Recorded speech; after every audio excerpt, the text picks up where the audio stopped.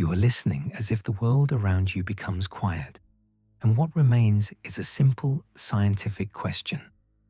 Why is there a 30,000-year gap in human history that we still cannot fully explain? A gap in which the archaeological record becomes thin, inconsistent, almost silent. Not because humans stopped existing, and not because they stopped thinking, but because something about Earth and human life during that period left far fewer clues than the periods before and after it. And now, calmly and slowly, you begin to examine what we actually know. The gap sits roughly between 40,000 and 10,000 years ago, depending on region. Before it, we see the rise of early symbolic behavior, carved figures, decorated tools, cave art. After it, we see the beginnings of more complex social structures, new tool systems, wider trade networks, and eventually, the early steps toward agriculture. But inside the gap, the evidence becomes thin. There are tools, but fewer variations. There are remains, but they are scattered. There are hints of behavior, but not enough to form a full picture. It is not a period of silence in human activity. It is a period of silence in what survived. One of the clearest explanations is environmental. The world was locked in the final stages of the Ice Age. Glaciers advanced and retreated, reshaping entire landscapes. Wind eroded surfaces. Rivers changed course. Coastlines were far lower than today because so much water was trapped in ice. Many places where humans lived at the time are now underwater or buried under thick layers of sediment. Archaeology depends on stable environments. This period had anything but stability. But there is more to it than lost sites. Population size also matters. Genetic studies suggest that Homo sapiens went through multiple population bottlenecks, times when the number of living humans was very small. Small populations leave fewer artifacts, and cultural innovations spread more slowly. A group of 20 or 30 people living together may use tools daily, but if those tools are simple and disposable, very little will survive for future archaeologists to find. And if those groups move frequently, the chance of things being preserved drops even further.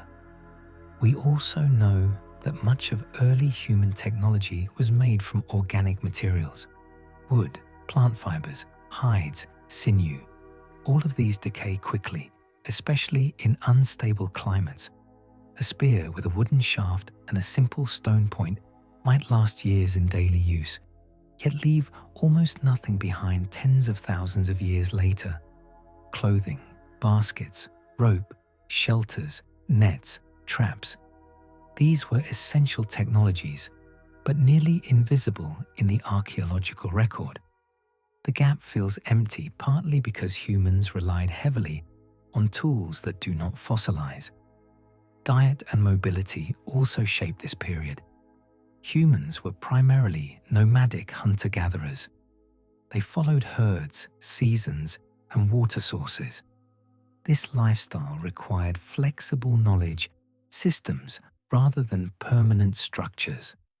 Knowledge was passed through teaching, imitation, and oral tradition, none of which leave physical traces. During these 30,000 years, humans refined their understanding of ecology, which plants were edible, which landscapes supported game, which routes were safe in shifting climates. These skills left no carvings or engravings, but they shaped the survival of every group. There is also the question of cultural expression. Before the gap, cave art appears in several regions. After the gap, symbolic objects appear more frequently. But inside the gap, symbolic artifacts are rare. This may mean humans focused more on practical survival due to harsh climate conditions. It may mean the groups practicing symbolic art lived in regions where preservation is poor, or it may simply mean we have not yet found the sites where they created these things. Absence of evidence is not evidence of absence, but it shapes the mystery. When scientists look at this period, they see hints of long-distance movement. Certain stone materials appear far from their original sources, suggesting early trade or at least contact between groups. This tells us humans were not isolated. They communicated, shared ideas, and exchanged resources. But because these interactions happened in small, mobile populations, their traces are light. A few carried stones do not tell the full story of the people who transported them. Genetic evidence adds another layer. Human DNA shows that during this time, groups expanded into new territories across Europe, Asia, and eventually toward the Americas. These migrations required planning, cooperation, and adaptability. But migrations do not leave behind buildings or large sites. They leave only scattered footprints of movement, fragments difficult to interpret thousands of years later. And so the 30,000-year gap is not a gap in human intelligence or activity. It is a gap in what survives, shaped by climate, population size, the materials people used, and the mobility that defined their lives. It is a reminder that most of human history took place in ways that do not leave visible traces.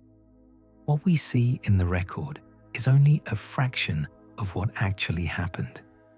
As this understanding settles, the mystery becomes clearer, not stranger.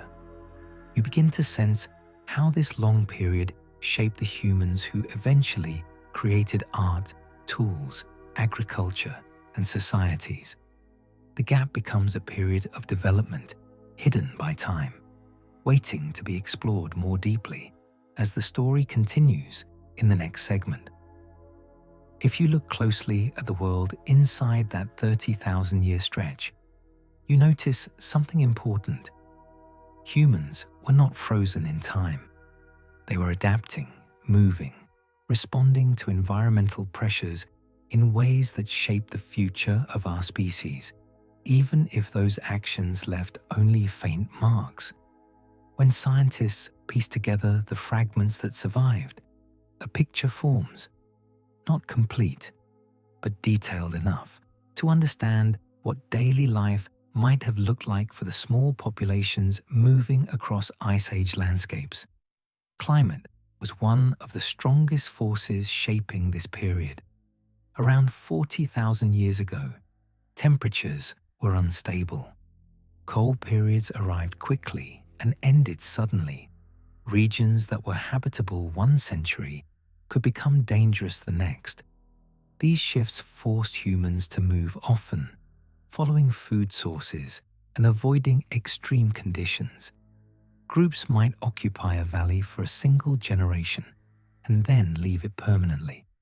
This mobility explains why sites from this era are often small, shallow, and scattered. They were never meant to last. As humans moved, they carried knowledge rather than objects. Archaeologists studying later periods can see that knowledge in patterns, the way stone blades were shaped, the way animal bones were processed, the way fire hearths were arranged. These behaviors do not change by accident. They reflect cultural learning, a kind of unwritten memory that passed from one generation to the next. Inside the gap, this cultural memory was strengthening, becoming more reliable, more structured. Yet it left almost no durable evidence. Another reason the record is thin is that large parts of the world humans occupied are now underwater. During the height of the Ice Age, sea levels were over 100 meters lower than today. What are now coastlines were once inland plains. Many of the richest human habitats, river mouths, coastal forests, shallow bays, are now submerged by the oceans. Archaeologists estimate that entire chapters of human life may lie on the seafloor, inaccessible or destroyed by erosion. This includes migration routes, settlements, tool-making sites, and possibly early cultural areas that would have filled gaps in our understanding. Inside the gap, human diets changed with environment. In colder regions, people relied heavily on large mammals, mammoths, bison, wild horses, while in warmer pockets, they collected plants, nuts, and roots. Studies of ancient teeth show that humans adjusted their diet constantly. They were flexible, capable of shifting quickly when ecosystems changed. This adaptability is one of the main reasons our species survived. But it also meant that humans did not rely on permanent structures or stable farmlands, which are the types of things that leave long-lasting traces. Tool use during this period was both simple and effective. Most tools were small, portable, and designed for immediate use. Cutting meat, scraping hides, preparing wood, shaping fibers. Stone tools survive today, but the wooden parts of spears, the bindings, the handles, the ropes, all have disappeared. When a tool is half organic, half mineral, only the mineral part survives. This makes the technology of the gap look more primitive than it actually was. Researchers believe humans probably used complex hunting tools, woven nets, fish traps, and carrying devices. But almost none of these have survived. Social life also changed during this long period. Genetic evidence shows that groups were small, but they were not isolated. People moved along paths that brought them into contact with neighboring communities. These interactions allowed genes, tools, and ideas to spread slowly across large distances. Even simple acts, like exchanging a piece of flint or sharing a hunting technique, helped strengthen networks. These networks were subtle, without permanent trade routes or formal alliances, but they were vital. They helped humans survive repeated climate shocks. Another important development inside the gap was the gradual improvement of planning. To survive extreme seasons, humans needed to predict animal migrations, store food when possible, and manage risk. Archaeological layers show that people began using more efficient butchering methods, selecting bones that could provide fat for winter, and organizing campsites in ways that maximize shelter and warmth. These changes seem small, but they indicate rising cognitive complexity. Humans were thinking further ahead, preparing not just for days, but for months. This kind of long-term planning is one of the foundations of later human societies. It did not appear suddenly. It grew during quiet periods like this one, periods where the climate demanded careful choices and where groups that planned well survived, while others did not. The 30,000-year gap, when viewed closely, becomes less mysterious. It becomes a long era shaped by environmental stress, low population density, and fragile materials. But it is also a period where key developments took place: improved communication, stronger cultural traditions, expanded migration routes, and better survival strategies. These developments explain why, when the record becomes clearer again after the gap, humans appear more organized, more inventive, and more connected than before. And as this deeper picture settles, you feel a calm sense of continuity. Nothing supernatural happened inside the gap, nothing sudden or strange. Instead, humans were living through one of the most challenging and influential periods in their history, quietly shaping the world that would come after. As this thought softens, the next part of the story begins to form.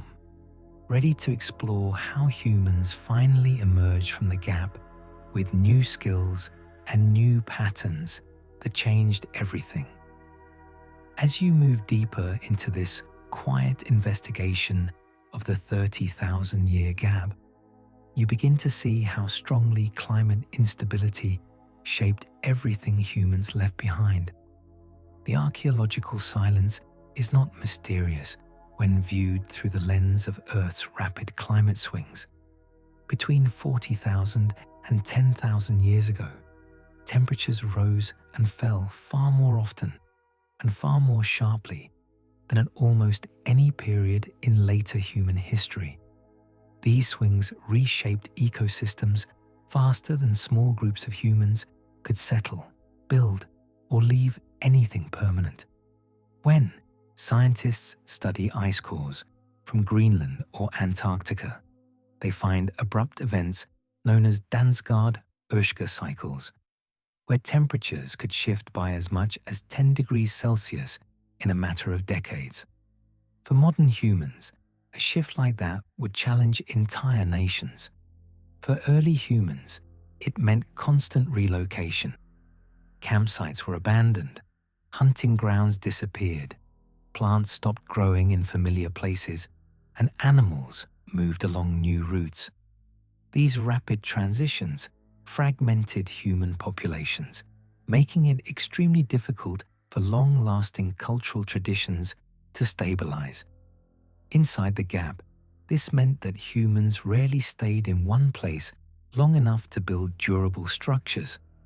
Most shelters were temporary: animal hide tents, wooden frames, lightweight tools. These materials served their purpose, but left almost nothing behind. Even the fire pits were often shallow, reused briefly, and then erased by wind or water. When archaeologists excavate such places tens of thousands of years later, the signs are faint: thin ash layers, a few burnt bones, a handful of stone flakes, enough to show that people were there, but not enough to reveal what their daily lives looked like. The unstable climate also affected population numbers. When food sources became unpredictable, group sizes shrank. A smaller group produces fewer artifacts, fewer bones, fewer traces, and the smaller the group, the more vulnerable it becomes to storms, droughts, disease, and accidents. Genetic evidence shows that the human population may have dropped repeatedly during this long era, possibly down to a few tens of thousands across entire continents. With such low density, the archaeological noise becomes incredibly soft. Another factor connected to climate is landscape change. As glaciers expanded, they pushed soil, rocks, and plants across huge distances. They buried valleys, they crushed forests, they erased entire layers of earth. Many of the places where humans lived during the gap were simply destroyed by these moving ice masses. Later, when the ice retreated, meltwater carved new paths, washing away or deeply burying any remaining traces. Even today, large regions of Canada, Northern Europe, and Siberia are landscapes rebuilt by glacial movement. Whatever existed there before is irretrievably gone.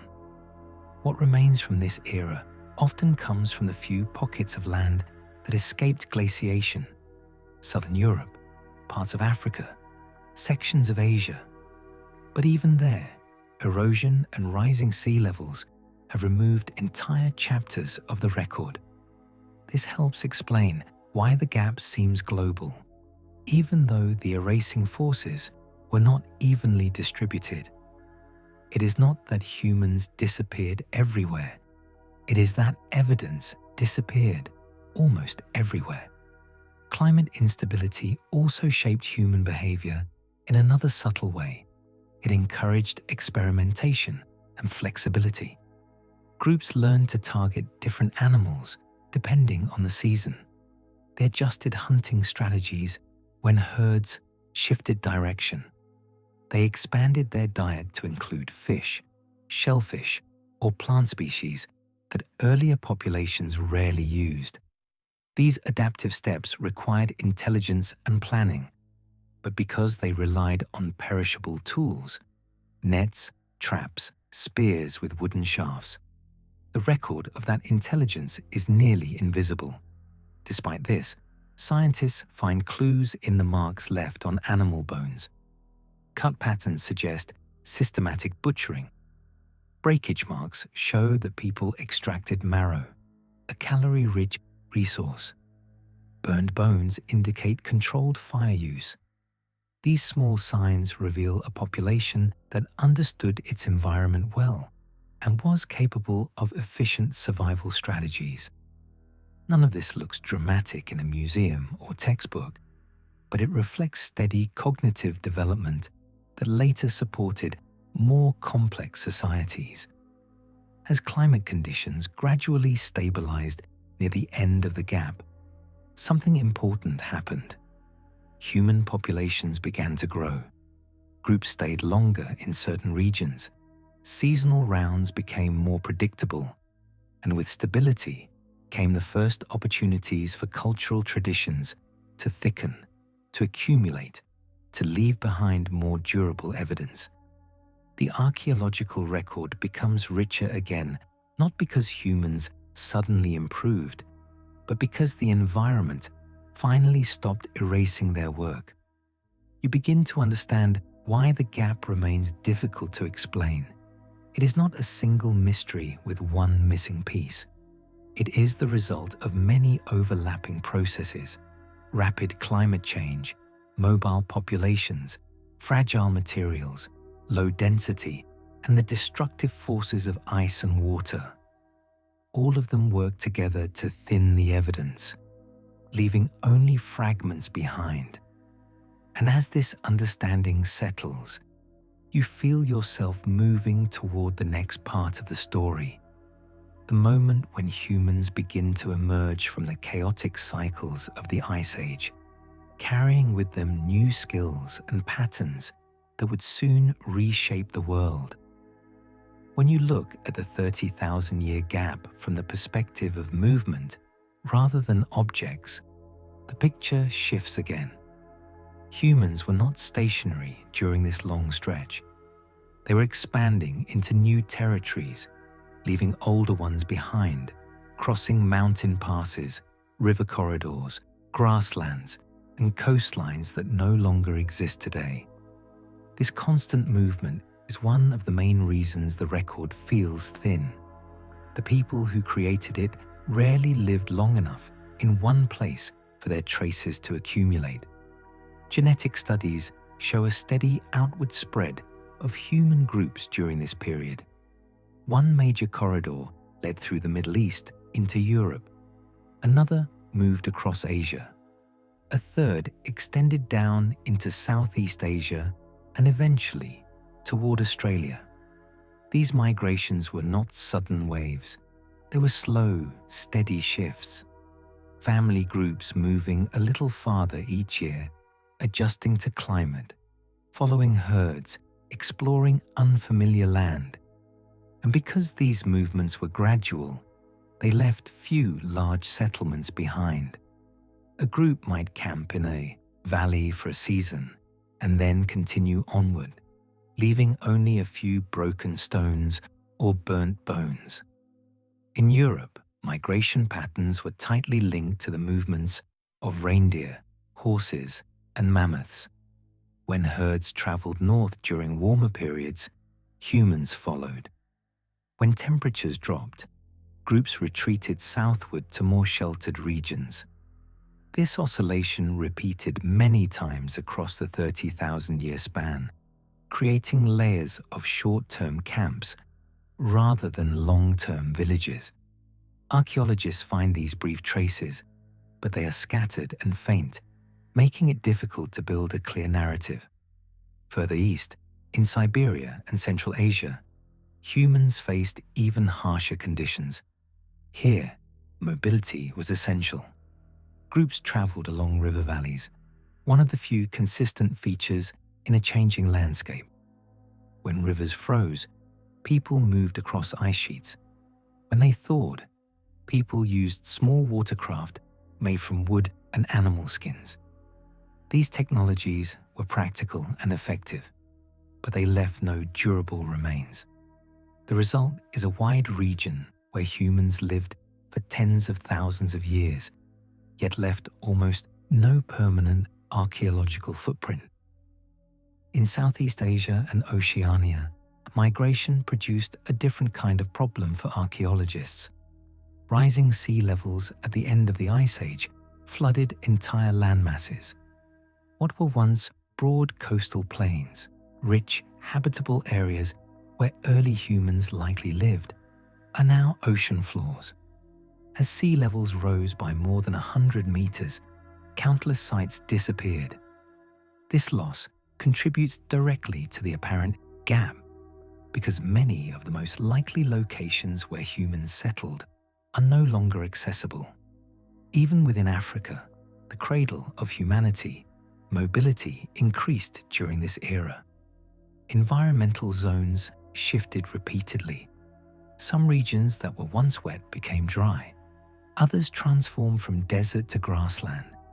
Humans adjusted by moving to areas with better resources. This constant relocation reduced the chance of building permanent structures or leaving deep, stratified deposits. The people were present, active, evolving, but the ground never held their traces long enough for the future to see. Migration also influenced cultural transmission. When groups move often, they maintain only the traditions that are portable: tool-making methods, survival strategies, navigation knowledge, and social rules.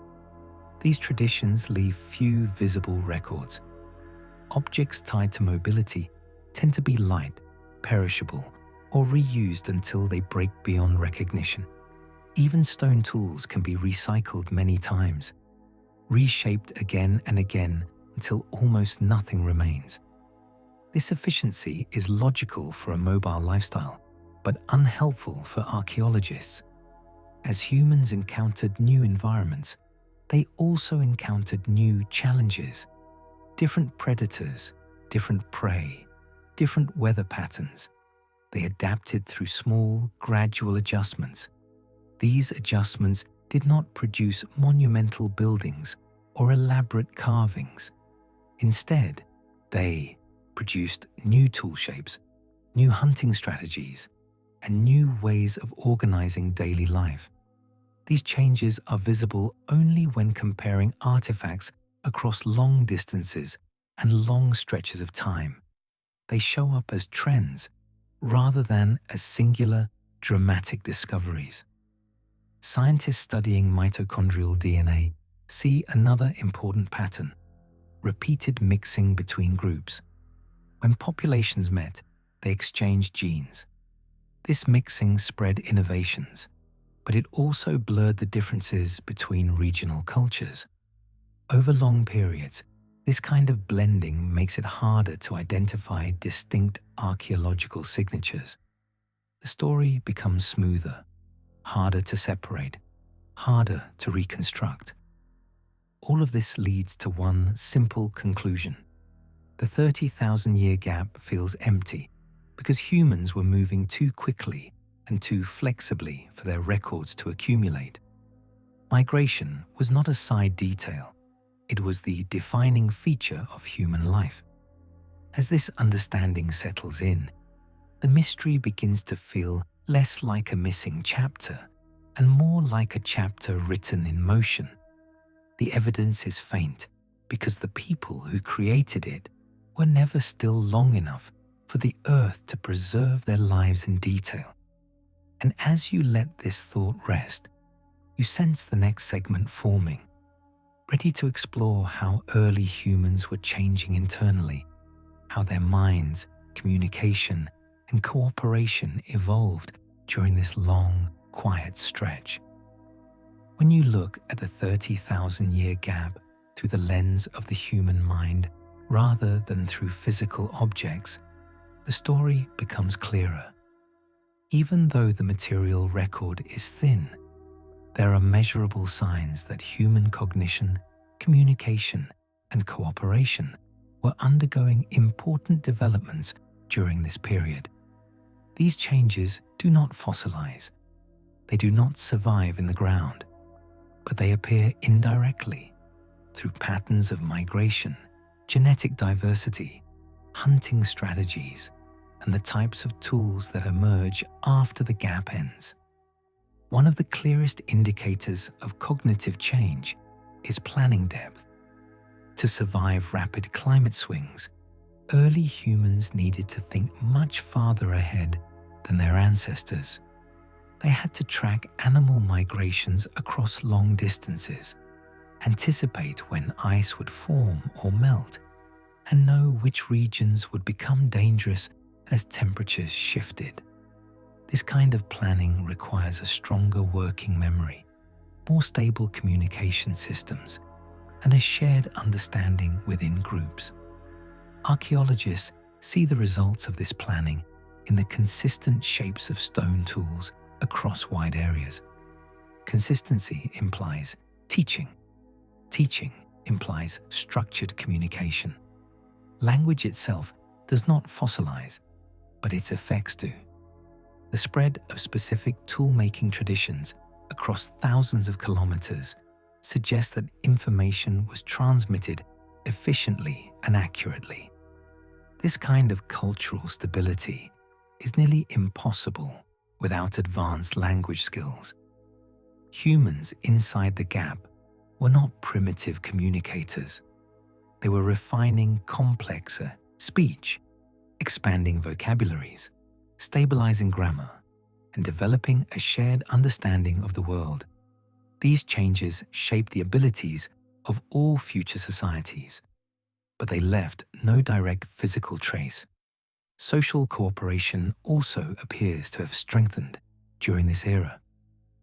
Evidence from animal remains shows coordinated hunting of large species like bison, reindeer, and mammoths. Such hunts require planning, communication, and trust. They require roles within the group: people driving animals toward traps, people waiting at strategic points, people preparing tools for butchering. These roles reflect a more organized social structure than earlier periods show. Again, the structure itself leaves no artifact, but the results, specific cut marks, bone distribution, camp layouts, tell the story. Another subtle clue comes from genetic data.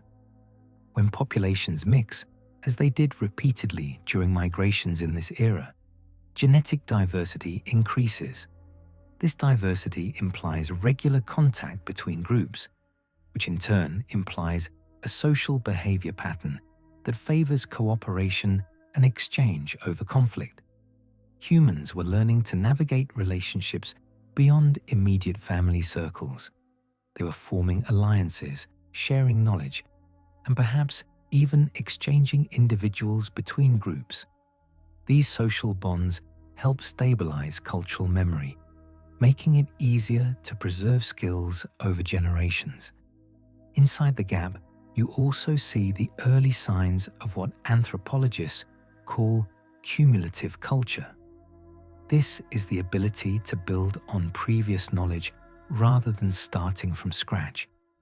Even though the tools from this era look simple, their underlying concepts were becoming more refined. Stone blades were standardized. Scrapers were shaped for specific tasks. Points for spears were adjusted for different kinds of prey.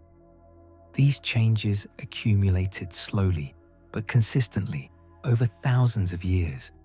Such gradual improvement suggests a cognitive environment where learning was reliable, teaching was effective, and innovations were shared. Fire use offers another window into the mind. Controlled fire leaves only ash, burnt bone, and occasionally charcoal, fragile traces that rarely survive intact. But even the limited evidence shows that people inside the gap cooked consistently, managed fire fuel efficiently, and used heat to process materials. Fire control is one of the most cognitively demanding skills humans possess. It requires understanding cause and effect, timing, resource availability, and risk. The presence of fire in so many scattered sites reveals a shared knowledge base, likely transmitted through detailed instruction. One of the most underestimated aspects of this period is emotional intelligence. Living in small groups under constant environmental stress requires negotiation, cooperation, and conflict resolution. Groups that manage their internal dynamics survived. Groups that failed to do so often disappeared. While emotional intelligence leaves no artifact, its effects can be seen in long-term population stability and the spread of shared traditions. These patterns show that humans inside the gap were not simply reacting to the environment, they were coordinating with one another to navigate it. By the end of this 30,000-year period, all of these cognitive and social developments were firmly in place. They formed the foundation for the explosion of innovation that appears in the archaeological record afterward. More complex tools, broader trade networks, early symbolic expression, and eventually agriculture. None of these later achievements would have been possible without the invisible progress that occurred inside the gap. This is why the missing evidence is not the same as missing activity. The changes taking place were mostly internal, mental, social, behavioral. The period looks empty only because the Earth preserves objects, not thoughts. But the thoughts were there, shaping the future long before the evidence becomes clear again. As this understanding settles, you feel a calm continuity forming, preparing for the next segment, where we explore how early symbolic behaviors faded, revived, and reshaped human identity once the gap began to close. One of the most confusing parts of the 30,000-year gap is the apparent weakening of symbolic expression. Before the gap, there are striking examples of early art and ornamentation, beads made of shells, carved figures, pigments used on skin or objects, and cave markings that show deliberate design. After the gap, symbolic objects reappear and expand. More diverse tools, decorated items, and complex cave paintings. But inside the gap, the symbolic record becomes thinner. It does not vanish entirely, but it becomes inconsistent, uneven across regions, and often barely detectable. To understand this, you have to look at what symbolic expression requires. Art, ornaments, ritual objects, and markings on surfaces all depend on something beyond survival. They require extra time, extra resources, and a sense of social stability. When groups face climate stress, unpredictable food supplies, or frequent relocation, symbolic activities tend to decline.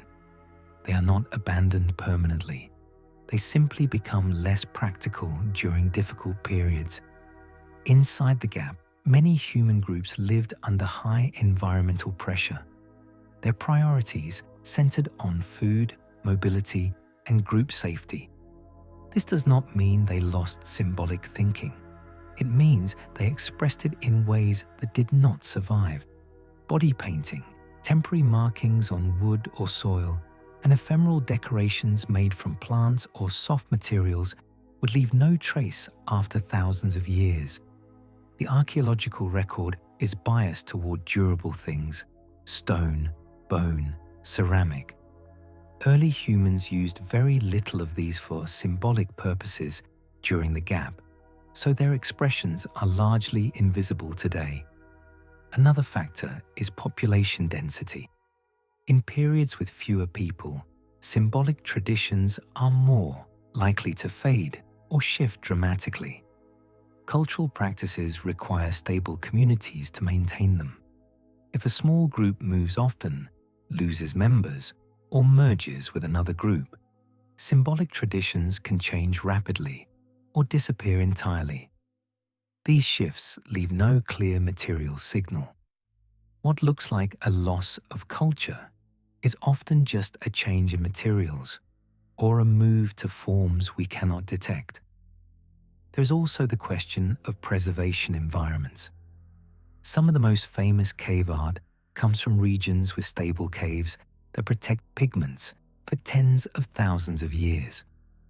These regions represent a tiny fraction of the habitats early humans used. Most people lived in open landscapes, forests, and coastal zones where pigments and carvings would be erased quickly. If symbolic traditions during the gap were practiced in places without good preservation conditions, we would never see them. When symbolic artifacts reappear more strongly after the gap, they do not appear out of nowhere. They show continuity with earlier traditions. Pigments re-emerge, beads return in more diverse forms, carved objects grow more detailed. This continuity suggests that symbolic thinking remained active all along. It simply wasn't preserved during the Middle Period. Human minds did not lose their ability to symbolize. The environmental and social conditions simply did not favor long-lasting expressions. Another insight comes from the study of tool variation. Tools from the gap often show subtle decorative touches, slightly polished edges, symmetrical forms, and intentional shapes that go beyond raw function. These details are not always classified as art, but they show aesthetic preference, an early sense of style. This is a form of symbolic behavior, expressed not through painting or carving, but through crafting choices. Archaeologists also believe that storytelling remains strong during the gap. Storytelling leaves no direct trace, yet it is central to human identity. It organizes knowledge, reinforces memory, and passes survival strategies across generations. The consistency of tool traditions over vast distances suggests that oral teaching was effective. Stories likely played a key role in this transmission. Stories about landscapes, animals, dangers, and group history. These narratives would have been symbolic, meaningful, and influential, even though they left nothing that can be excavated today. There is also evidence that humans in the gap maintained rituals connected to death and burial. Some burial sites show careful placement of bodies, sometimes with red ochre pigment. These practices indicate symbolic thought, respect for the dead, belief systems, or emotional structures. But burial practices varied widely, and most bodies were lost to decay, erosion, or shifting soils. Only a few examples survived, enough to show the behavior existed, but not enough to map its full shape.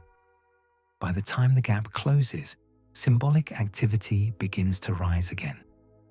Cave art appears in regions with better preservation conditions. Decorative objects become more common. Ornamental beads spread across large territories. These changes align with growing population sizes and more stable climates. With more people, traditions had a better chance of being preserved and transmitted. With longer stays in particular regions, symbolic objects had a better chance of surviving. The disappearance of art inside the gap does not point to a cognitive decline. It reflects shifting priorities and harsh conditions. Symbolic thinking continued quietly, often through perishable means, invisible to the archaeological tools we use today. As you let this understanding settle, the mystery becomes more practical and less dramatic. Humans did not become less capable. The earth simply failed to preserve what they made. And as this thought softens, The next part of the documentary prepares to move forward toward the biological changes and survival pressures that shaped human bodies and minds during the long, quiet span. As you move deeper into the 30,000-year span, another layer of the story becomes important: the biological and physical changes that early humans experienced during this long era. These changes are subtle, but they help explain why the gap mattered so much in shaping the humans who came after it. While the archaeological record is thin, the biological record, preserved in bones, genetic patterns, and environmental pressures, gives clearer signals about how human bodies and abilities were adapting. One of the strongest pressures came from climate. The temperature swings of the last ice age were not just environmental challenges, they were evolutionary pressures. Groups living in colder regions adapted through changes in body proportions. Many individuals developed broader bodies and shorter limbs, traits that help conserve heat. These patterns appear in skeletal remains from northern latitudes. They suggest that humans were evolving physically to match their surroundings, even if we cannot see the tools or shelters they used. Diet also played a major role in shaping human biology. During the gap, many populations relied heavily on meat and animal fat, especially in colder regions where plant food was scarce during parts of the year. This high-protein, high-fat diet influenced tooth wear patterns, bone development, and overall energy balance. Stable isotope analysis of ancient bones shows that some groups had diets similar to modern Arctic hunters, while others relied more on fish or plant-based resources depending on their region. These dietary patterns shaped not only bodies, but also daily routines, hunting strategies, and social roles. The human brain also faced new pressures. Living in unpredictable climates required faster decision-making and stronger memory skills. Navigating large territories demanded spatial intelligence, the ability to remember landscapes, track animal movements, and recognize seasonal cues. These cognitive demands did not change the brain's structure visibly, but they influenced how people use their mental capacities. Over generations, natural selection favored individuals who could adapt quickly, plan ahead, and cooperate effectively. The gap is one of the key periods where these abilities were refined. Tool-related injuries provide another window into daily life. Bones from this era show patterns of stress and wear, shoulders worn from repeated spear throwing, knees shaped by long-distance walking, hands that developed strong grip muscles from working with stone and wood. These physical signs reveal a lifestyle built around endurance, mobility, and repetitive tasks essential for survival. Even without many tools surviving, the bodies of the people tell us what they were doing. Genetic evidence adds more detail.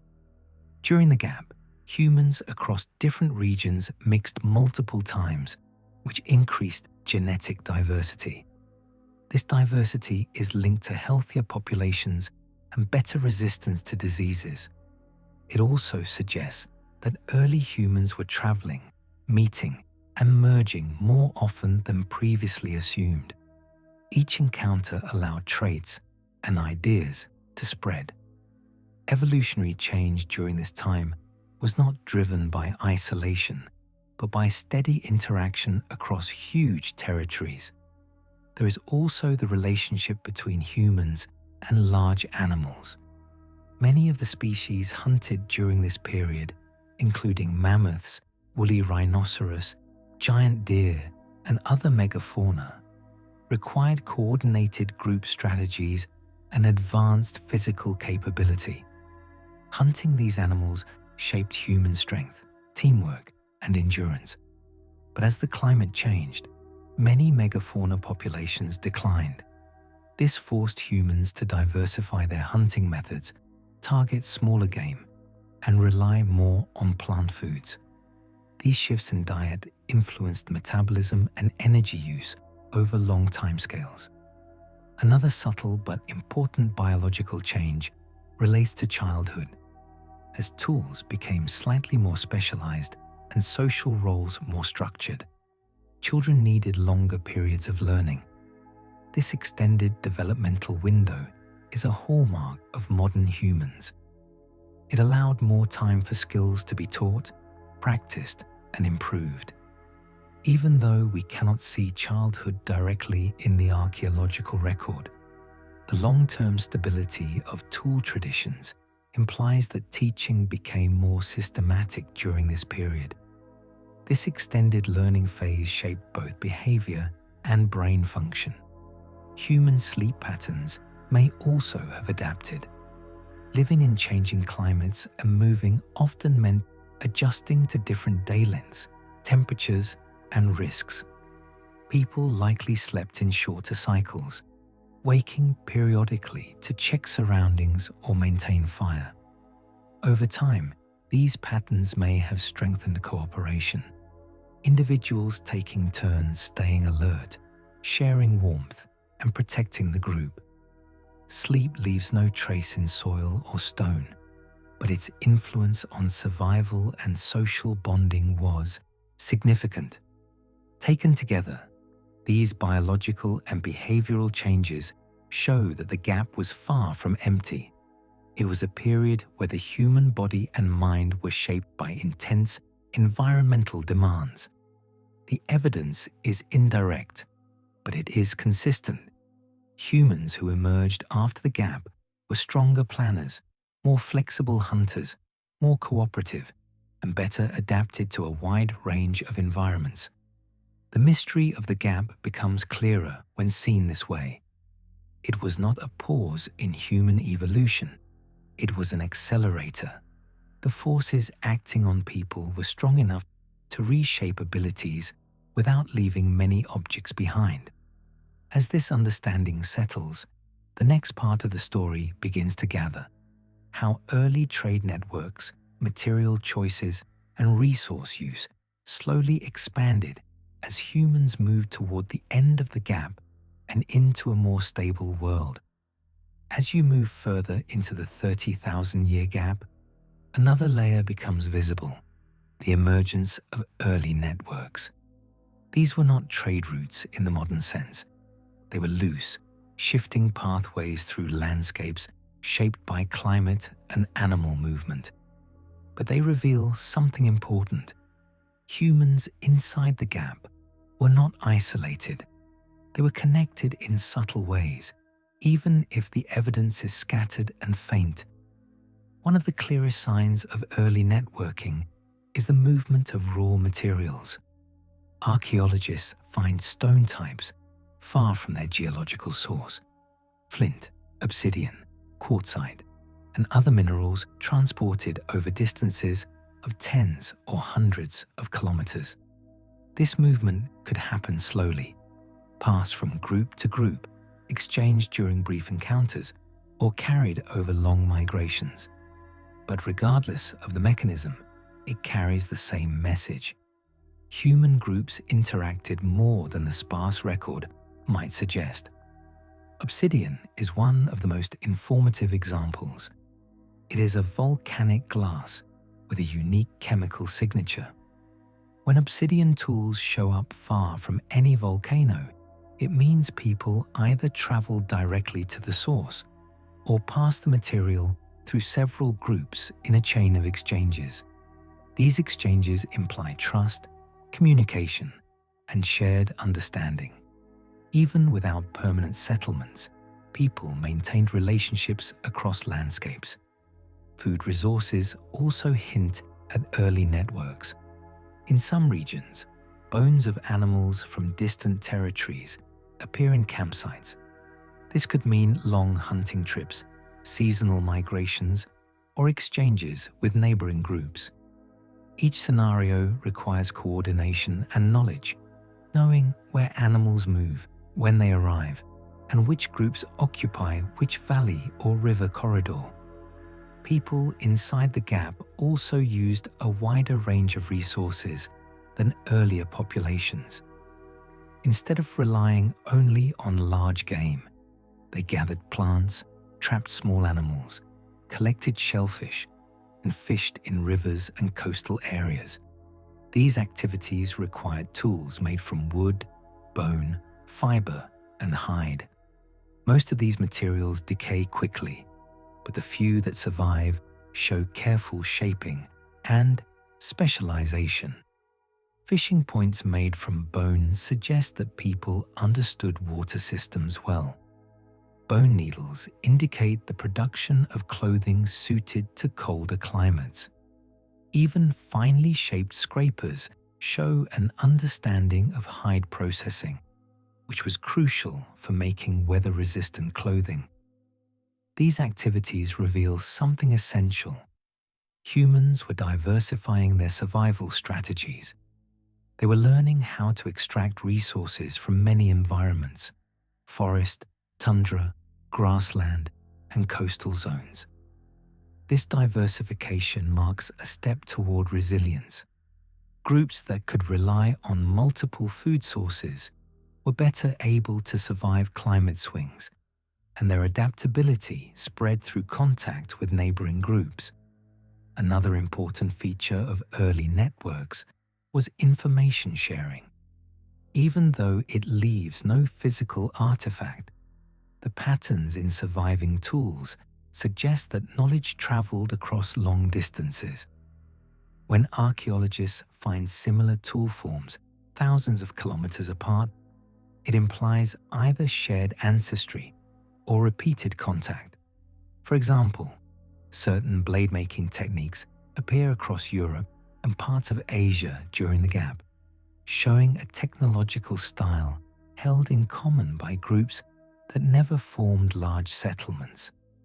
These shared methods point to a system of cultural communication, not writing, but teaching, demonstrating, and imitating. The skills required to make standardized blades or efficient scrapers were not intuitive. They had to be learned from someone else. This means learning was social, structured, and carried from place to place as groups moved. Trade during this era was not based on currency or contracts. It was based on opportunity. When two groups met, they might exchange raw materials, crafted tools, food, or knowledge.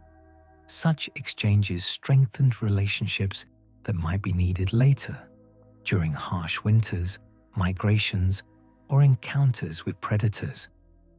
Early humans built social safety nets through these interactions. Even a brief exchange left traces in the form of moved materials and shared techniques. There is also evidence for long-term memory. When groups consistently return to certain resource-rich areas, it shows they remembered landscapes across generations. A flint quarry might serve as a meeting point. A sheltered valley might become a seasonal gathering place. These recurring visits helped stabilize early networks, allowing traditions to form even without permanent villages. Toward the end of the gap, these networks became more complex. Material diversity increases. Imported stone appears in more regions. Bone tools show more standardized forms. These trends indicate a shift. Humans were becoming more connected, more knowledgeable, and more skilled at navigating both land and social relationships. The archaeological gap is not empty, it is thin. The traces that remain are light but meaningful. They show humans in motion, building the earliest foundations of the networks that would later support agriculture, trade, and organized societies. As this understanding settles into place, the next segment begins to form: ready to explore how humans adapted their technology and innovation during the gap, and how those quiet innovations shaped the dramatic cultural growth that followed. When you look closely at the archaeological traces surrounding the 30,000-year gap, one pattern becomes clear. Innovation did not stop. It simply happened in materials and contexts that rarely survive. This is why the period feels empty, even though humans were actively improving tools, experimenting with techniques, and developing technologies essential for survival in a changing world. One of the most important developments was the refinement of stone tool production. The blades and points of this era show increasingly efficient shapes, thinner edges, more symmetrical forms, and carefully controlled flake removal. These improvements may not look dramatic, but they reflect growing skill and planning. To create a consistent blade, the toolmaker had to understand angles, pressure, and the structure of the stone. Such knowledge was taught directly, passed along through observation and practice. The physical tools that survive today preserve only the end result, not the learning process behind them. Bone and antler tools also became more widely used during this period. They were shaped into needles, harpoons, projectile points, and awls. Each item served a specific function: sewing hides, fishing, piercing material, or preparing plant fibers. These tools were lighter and more adaptable than stone, and they reflect a shift toward more specialized daily tasks. Bone and antler are more fragile than stone, however, so only a small percentage has survived. But the ones that do survive show standardized shapes, confirming that these were not improvisations. They were part of a larger technological tradition. Woodworking also advanced significantly in the gap, though it is almost entirely invisible in the record. Wooden spears, digging sticks, frames for shelters, handles for tools, and structures for traps all would have played central roles in survival. These technologies required planning and craftsmanship, but wood decays rapidly in most environments. Without preserved examples, we can only infer the complexity from wear patterns on stone and bone tools. Scrapers show signs of hide work. Polish marks on tools indicate woodworking. Even the hafting of stone blades, attaching them to wooden handles, reveals a sophisticated understanding of adhesives, bindings, and tool ergonomics. Adhesives themselves were an important innovation. Some groups use plant resins, others use mixtures of ash and tree sap, and some combine heat and pressure to transform raw materials into workable glue. These adhesives allowed stone points to be fixed onto shafts securely. The technology required precise temperature control and experimentation. The traces that remain today are tiny, microscopic residues on tool edges, but they show that humans inside the gap were mastering chemical processes long before such skills appear clearly in later periods. Clothing technology also advanced. The presence of bone needles indicates more fitted garments, essential for cold climates. Humans were not simply wrapping themselves in fur. They were sewing tailored clothing designed to trap heat and allow movement. Clothing itself does not survive, but the needles and hide processing tools show that people invested time and skill into making garments suited for harsh weather. This technology played a major role in enabling long migrations and survival at higher latitudes. Fishing and trapping techniques expanded as well.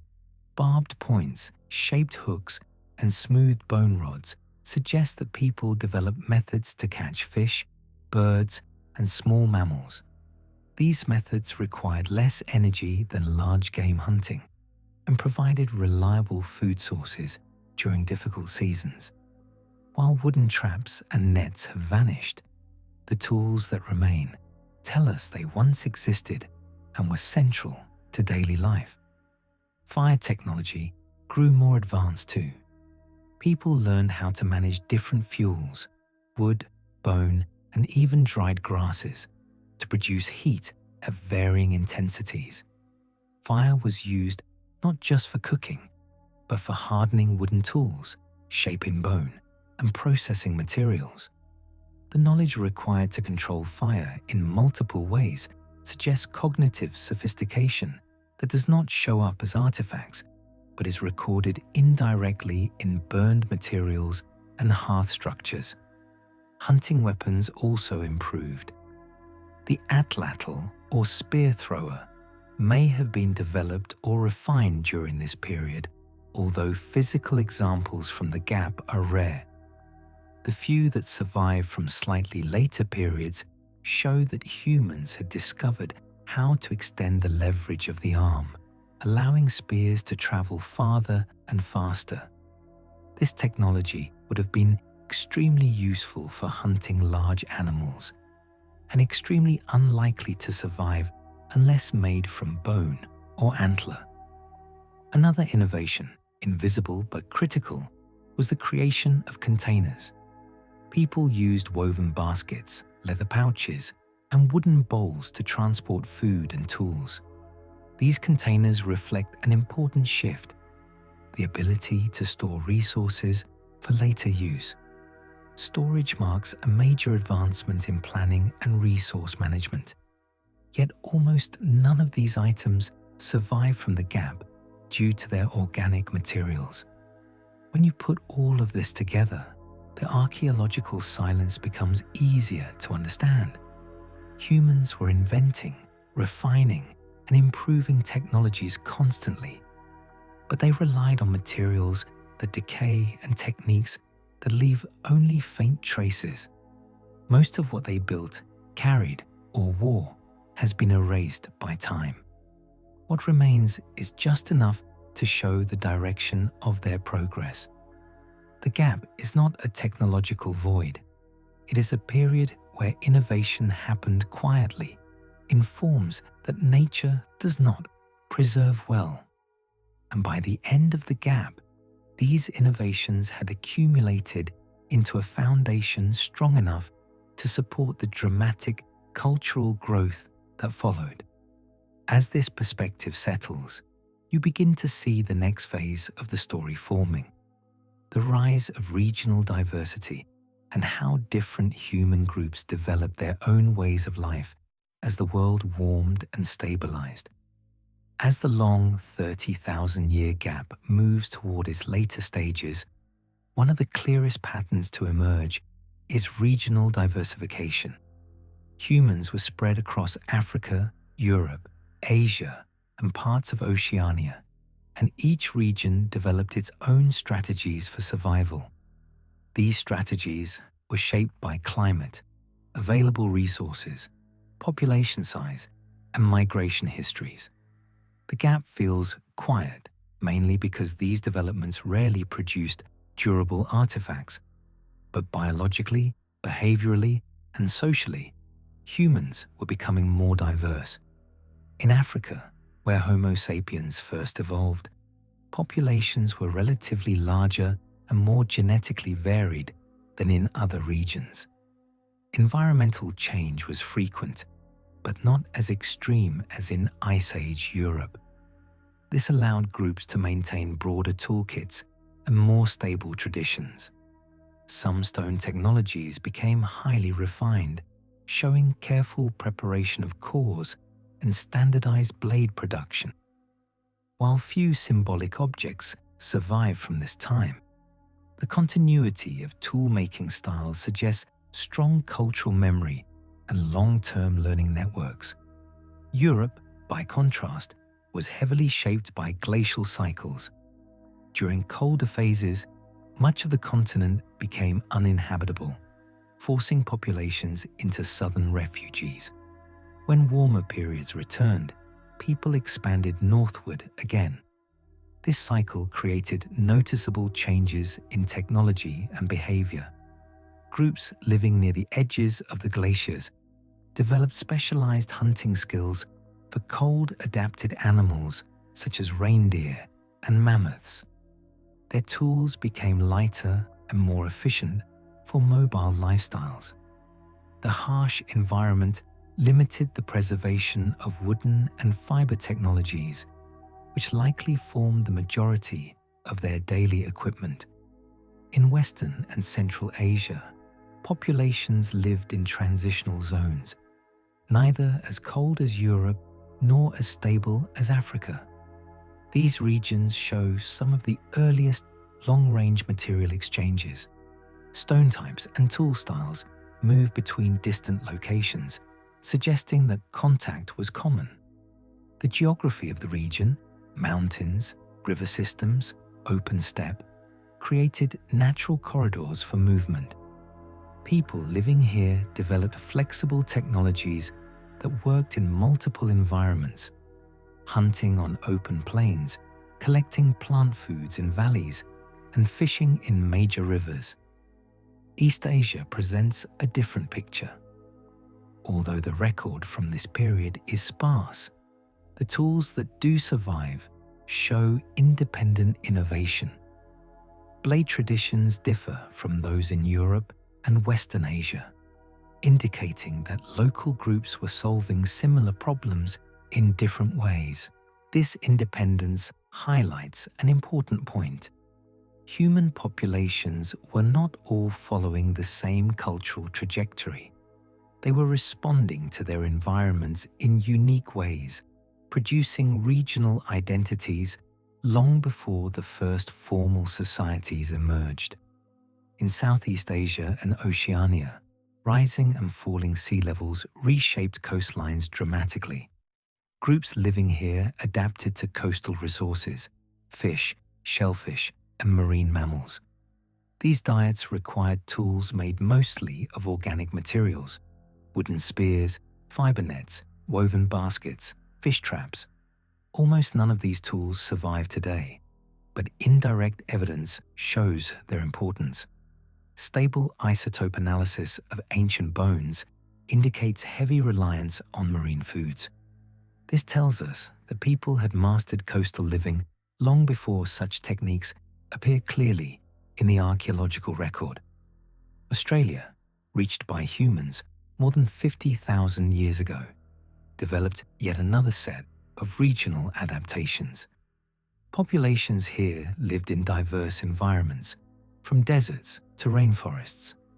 During the gap, they refined methods for gathering plant foods, hunting with spears, and navigating vast territories without fixed landmarks. Fire management, burning specific areas to encourage plant growth and attract animals, may have already been practiced. This technique leaves few archaeological traces, but long-term patterns in plant species hint at human influence. In all regions, technological traditions were shaped by local needs. Some groups emphasized lightweight tools for mobility. Others developed specialized fish processing equipment. Still others focused on maximizing returns from large animal hunts. These differences reveal that humans were not a uniform species, following a single developmental line. They were branching, adapting, and specializing, creating the early stages of cultural diversity that would define later history. Genetic evidence confirms this diversification. Distinct lineages formed in Africa, Eurasia, and Oceania, each carrying unique mutations shaped by their environments. Some mutations related to cold tolerance, high-altitude breathing, and diet. Others affected metabolism or immune response.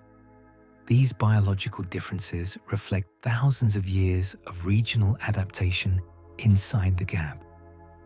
Even though most artifacts from this period have been lost, the patterns that remain, tool variation, migration paths, dietary evidence, and genetics tell a consistent story. Humans were becoming more differentiated, more regionally distinct, and more deeply connected to their environments.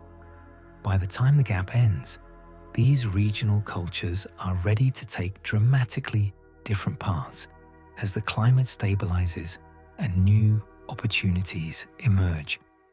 As this understanding settles, the next segment begins to take shape, focusing on how population growth toward the end of the gap created the conditions for more complex societies, more visible artifacts, and the first signs of cultural expansion that archaeologists can clearly see today.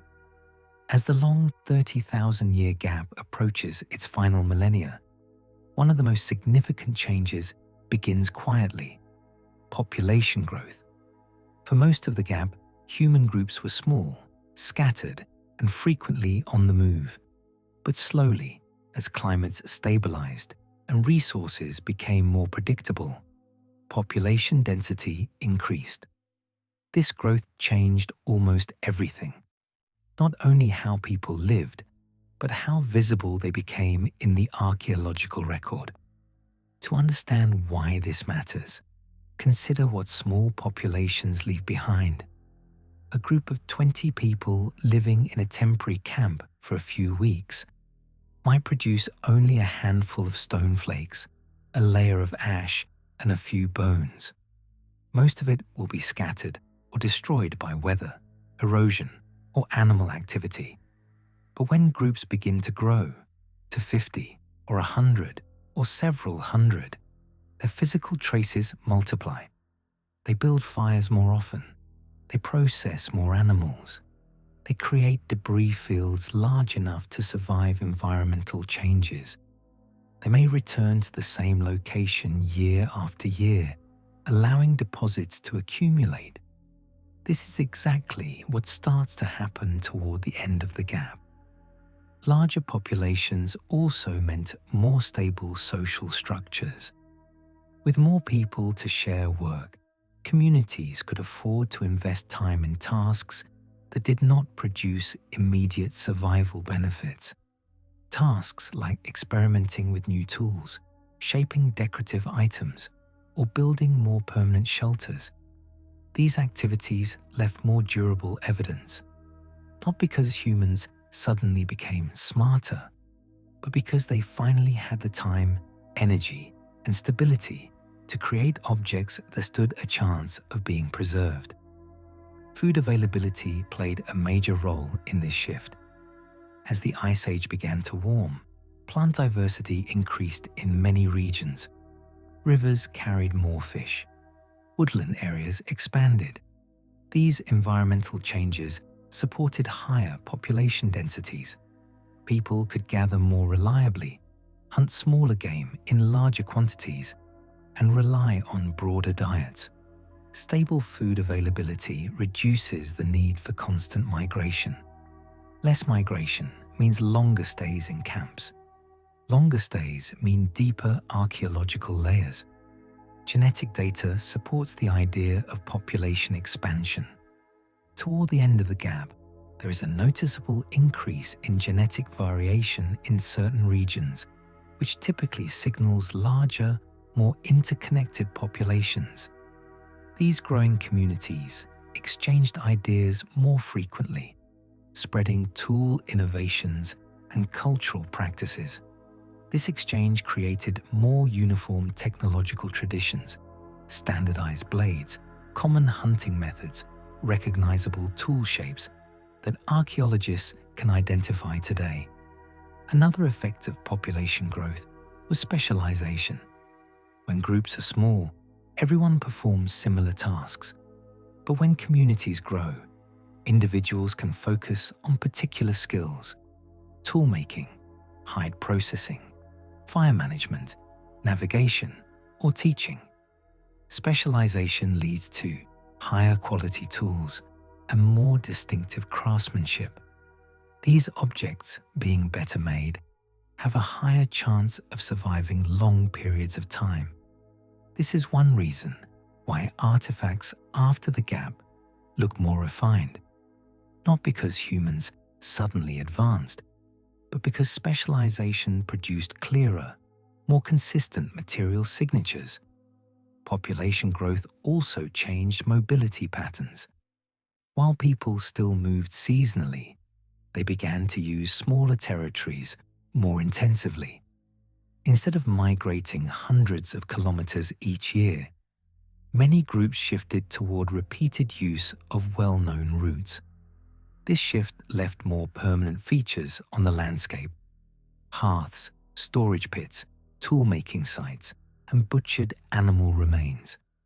Some of these sites became semi-regular meeting places, where multiple groups gathered seasonally. As a result, deposits grew deeper, more diverse, and more resistant to erosion. Notably, population growth increased the number of children. This may sound simple, but it had major cultural effects. Children require teaching and take time to become independent. The more children in a group, the stronger the need for structured learning. This likely improved language stability, strengthened traditions, and preserved complex knowledge across generations. It also increased the amount of lost or discarded items, broken toys, failed tool attempts, learning materials, all of which can leave traces.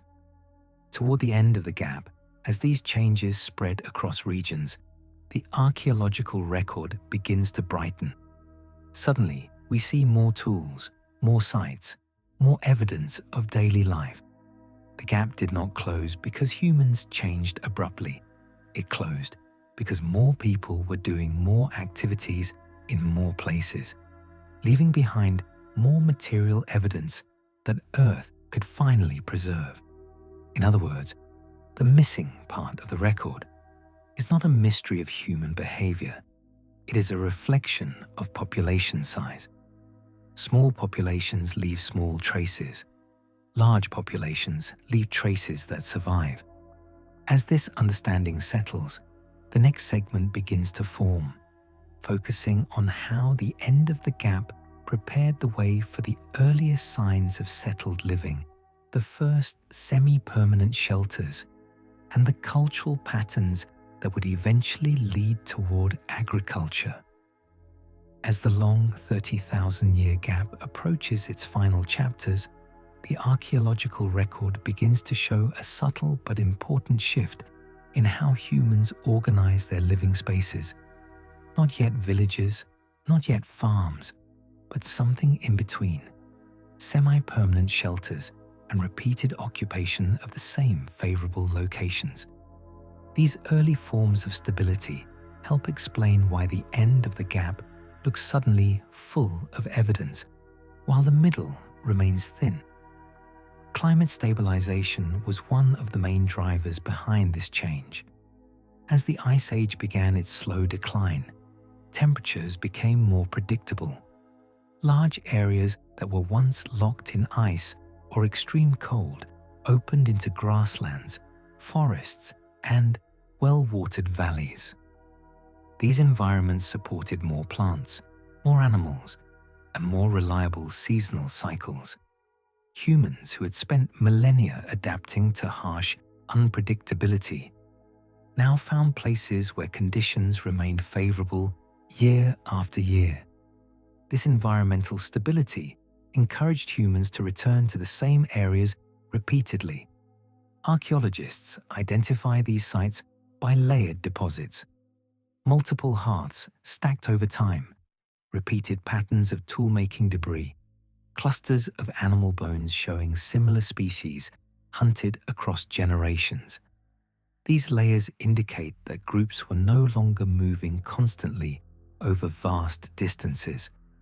Instead, they were developing seasonal circuits, returning to certain riverbanks in spring, certain valleys in summer, certain sheltered areas in winter.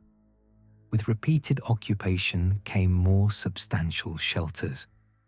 While fully permanent houses would not appear for thousands of years, The shelters from this period show more effort than simple temporary tents.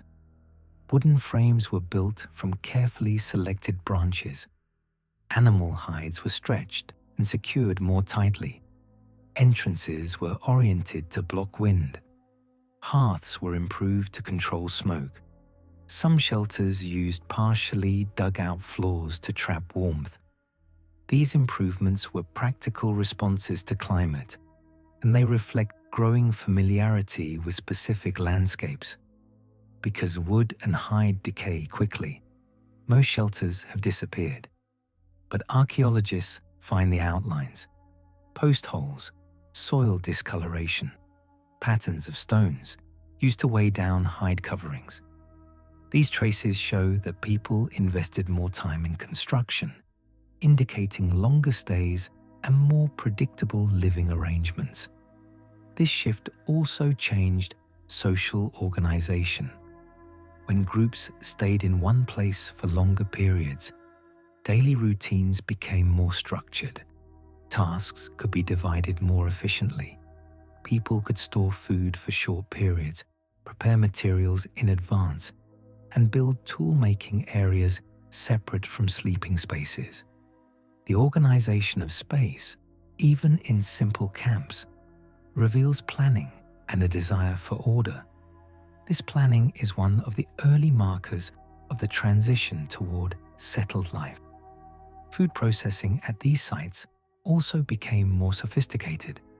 People butchered animals more efficiently, extracted marrow, processed hides in dedicated areas, and boiled bones to collect fat, a technique that requires stable hearths and reusable containers. Boiling often used heated stones placed into hide or bark-lined pits, leaving behind cracked and heat-altered stones that survive well archaeologically.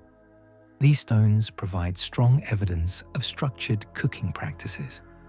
At some sites, archaeologists find clusters of specialized tools: scrapers for hides, blades for cutting meat, grinders for processing plants. The presence of multiple tools of the same type suggests that groups were planning for consistent activities across seasons. When the same tool types appear in multiple layers of the same camp, it indicates cultural stability, people returning, repeating tasks, refining their methods. Semi-permanent shelters also enabled stronger social bonds. Stable locations gave groups consistent points of reference, places tied to memory and tradition. Children grew familiar with certain landscapes. Adults recognized seasonal patterns more clearly. Shared history helped solidify cultural identity. Although these identities left almost no artifacts, they shaped the long-term direction of human behavior. As humans grew more comfortable with predictable environments, population density increased in these favorable regions. More people living closer together meant more cooperation, but also more competition. Both dynamics drove innovation.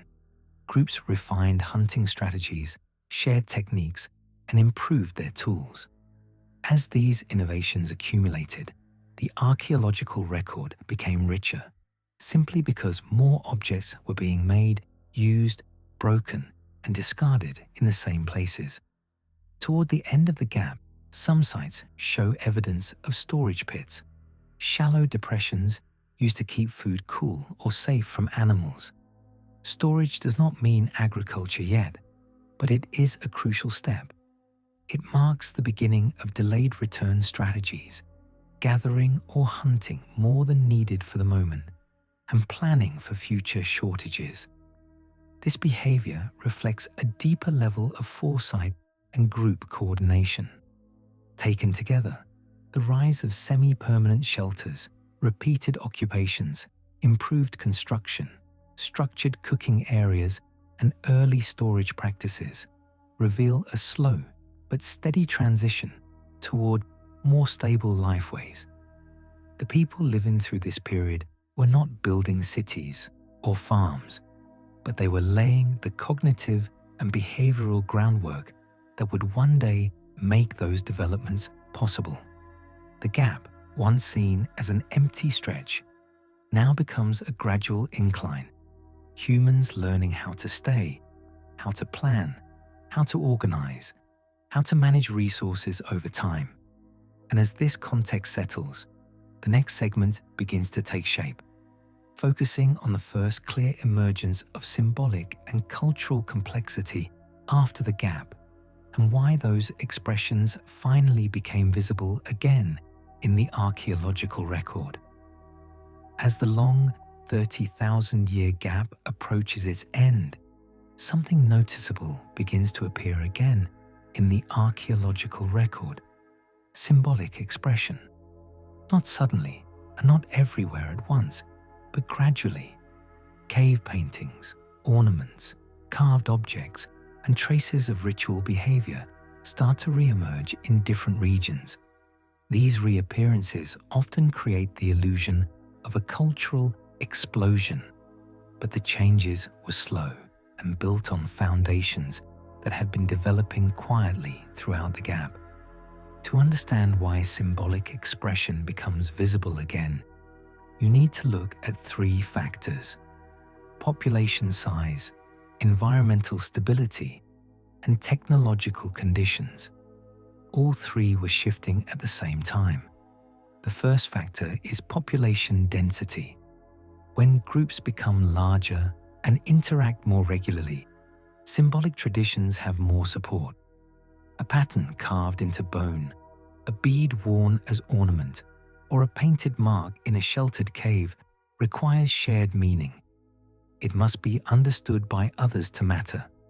Small, highly mobile groups can maintain symbolic habits, but these habits rarely lead to material expressions that survive for tens of thousands of years. Once populations grew and communities spent more time in the same areas, shared meaning became stronger, and the objects associated with that meaning had a better chance of being preserved. Environmental stability played an equally important role. When climates were unpredictable, survival took priority, leaving little time for producing symbolic objects. But as temperatures stabilized and seasons became more predictable, people could invest time in activities beyond hunting and gathering. They could prepare pigments, carve bone, craft beads, and create markings. These activities require patience and precision, things that become possible only when immediate survival is less urgent. Caves themselves became important preservation environments. As groups returned to certain regions year after year, they discovered sheltered areas where pigments could last for millennia. The survival of cave paintings is partly a matter of luck. Many regions had symbolic expression that simply did not survive because it was practiced on tree bark, animal skins, or the ground. But caves provided the unusual conditions needed to preserve pigment. This is why Europe, with its limestone cave systems, contains so much visible art from this period, while other regions show far less. Not because other groups lacked symbolic behavior, but because their environments erased it. The first reappearance of beads provides another insight. Beads made from shells or bone are found far from their original sources, showing they were transported through early networks of exchange. These objects served as markers of identity or social connection. They may have represented status, group affiliation, or even personal stories. Their return in the record indicates that social relationships were becoming more structured, allowing symbols to take on consistent meanings across larger areas. Carved objects begin to show up as well. Small figurines, decorated tools, and shaped bones appear at sites from the end of the gap.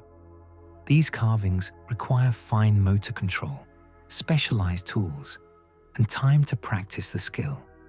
They also reflect the cognitive shift toward abstraction, the ability to represent something not physically present. This ability did not suddenly emerge. It had been developing for tens of thousands of years, but the conditions needed for it to appear materially, stable camps, larger groups, and sufficient free time, only came near the end of the gap. Ritual activity is another area that becomes visible again. Some burial sites show deliberate placement of bodies, sometimes with pigments or grave goods. These practices reflect beliefs about death, social roles, and memory. Burial traditions are fragile and easily erased by soil movement or erosion. But in certain regions with better preservation, these practices reappear clearly near the end of the gap. Their presence suggests that symbolic thinking had continued all along, even if it was not well recorded in the archaeological layers of earlier millennia. Tool design itself also becomes more expressive. Even practical tools show stylistic preferences, shapes that go beyond pure function. Standardized blade forms, symmetrical points, and polished surfaces all reflect decisions tied to aesthetics or group identity. These stylistic signatures allow archaeologists to track cultural groups across regions. Their consistency suggests well-organized teaching traditions and stable communities capable of maintaining shared techniques. Importantly, none of these developments imply a sudden cognitive upgrade. Humans at the beginning of the gap were biologically similar to humans at the end of it. What changed was the social and environmental context. As life became less dominated by survival emergencies, more attention could be directed toward communication, identity, and expression. These behaviors already existed in the gap, but were simply not recorded in ways that survived. By the time symbolic culture reappears strongly, the gap is nearly over. Populations are growing, technologies are diversifying, networks are expanding. The conditions are finally right for symbols to be expressed in durable forms, forms that remain visible to archaeologists tens of thousands of years later. This is why the gap looks empty when, in reality, humans were preparing for the cultural growth that followed. The evidence finally becomes visible, not because humans changed suddenly, but because the world around them stabilized enough to preserve what they created. As this understanding settles, the next and final segment begins to take shape. A clear view of how the end of the gap leads directly into the beginnings of agriculture, larger communities, and the fully visible archaeological record that defines early human civilization. As the 30,000-year gap reaches its final stage, the archaeological record begins to look recognizably human again. Not because people suddenly transformed, but because the conditions finally allowed their lives to leave lasting marks. The same species that moved quietly through shifting climates, using fragile tools and temporary shelters, now entered a period where stability supported growth, creativity, and cultural expansion. What comes into focus at the end of the gap is the beginning of everything we later recognize as complex society. One of the strongest signals of this transition is the appearance of larger, repeatedly occupied camps. These were not yet villages, but they show that people were staying in certain locations for longer periods and returning to them more regularly. The deposits become deeper, hearths become more structured. The distribution of tools shows organized activity areas, zones for butchering, zones for cooking, zones for tool making. These patterns indicate intentional layout, a sign of planning and cooperation. Food strategies also shift.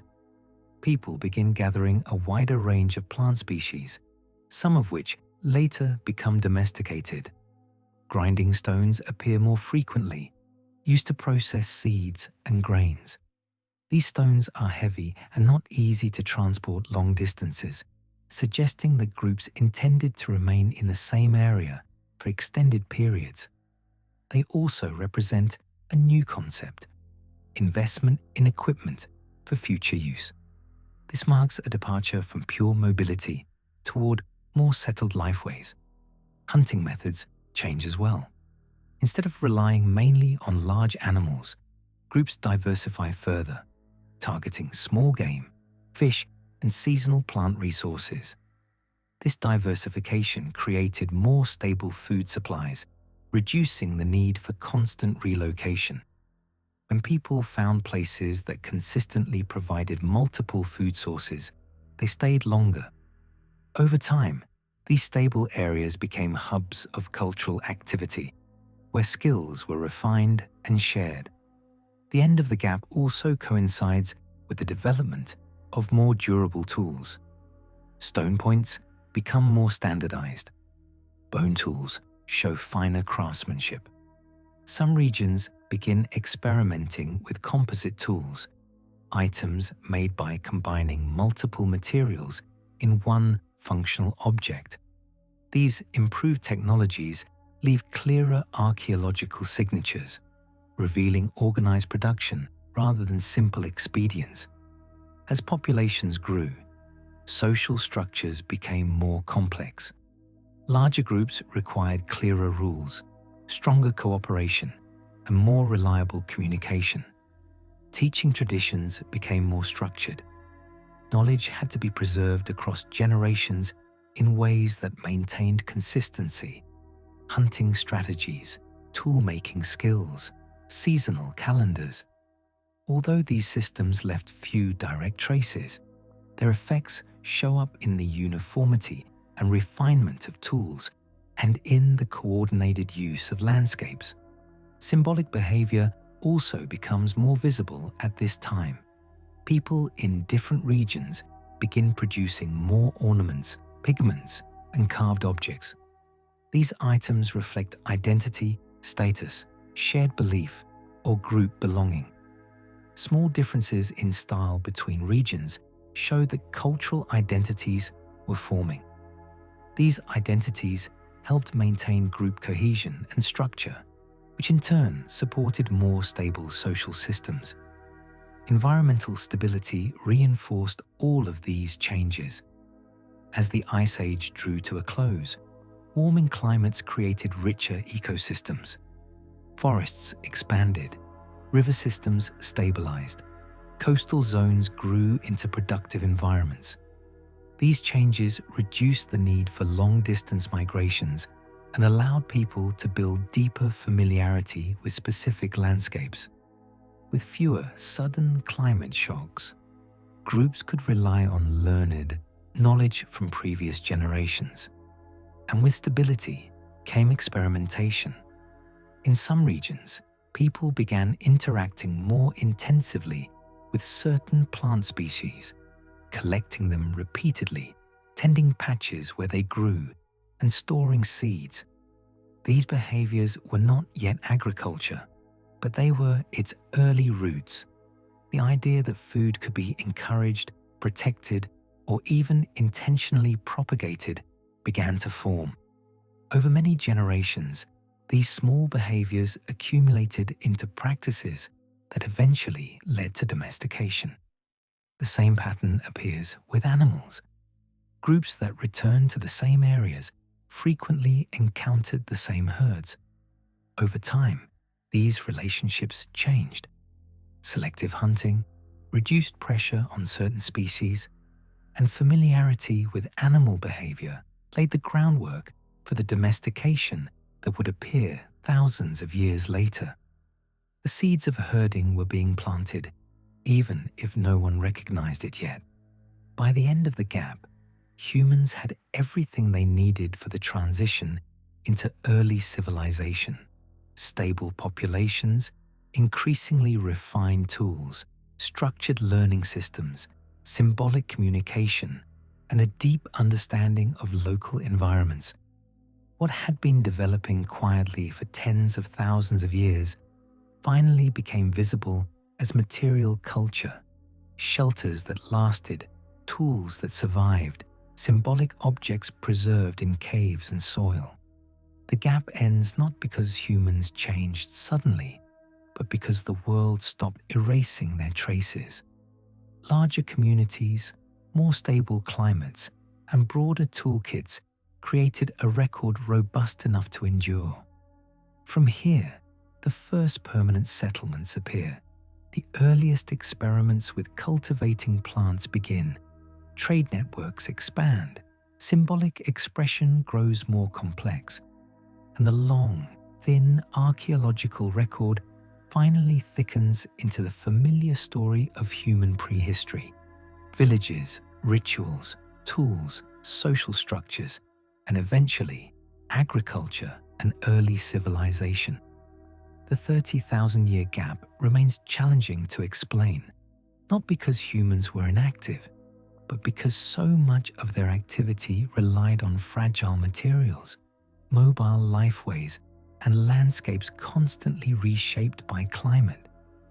Yet in that quiet, lightly recorded span, humans developed the skills, behaviors, and resilience that made everything afterward possible. And as the last piece of this story settles, you are left with a clear understanding. The gap was not empty. It was the foundation, the long, patient phase where humanity learned how to become the species that would one day build the visible world.